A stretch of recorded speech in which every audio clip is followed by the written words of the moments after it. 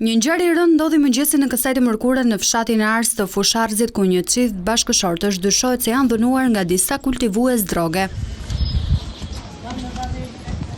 Fillimisht është sulmuar burri Skënder Nika që sapo kthehej nga puna për në shtëpi, por autorët nuk kanë kursuar as bashkëshorten e tij, Bardhe Nika.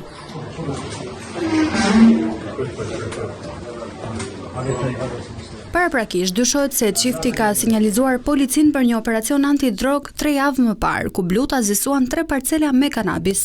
Skënder Nika nga spitali ka deklaruar se personat që e dhunuan ishin të maskuar dhe fillimisht u prezantuan si polic.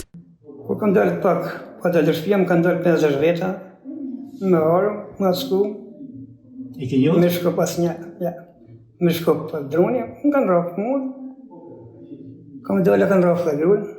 Ata në diqka? Thane, po... Më dhe gujnë më sëpërtit edhe do t'ja bëjmë dhe gjëjtë më kese juve. Edhe zëmë nga tjepër kanë ditë. Sipas Nikës, i vetmi konflikt ka qenë me një familje në këtë zonë për drevza.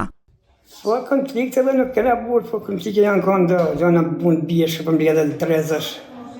Që ke mund t'jën nga dresa me ta. Gjoja mos më me bashkua drejta në malet tuna, dhe të më tepër. Kjo ka thonë, dhe nërë kanë thonë si të të një shërin. Dhe kjo punë dhe fillu, as ka të pezish. Tek sa hetimi për ngjarjen Vion, policia nuk ka ende asnjë gjurmë nga autorët.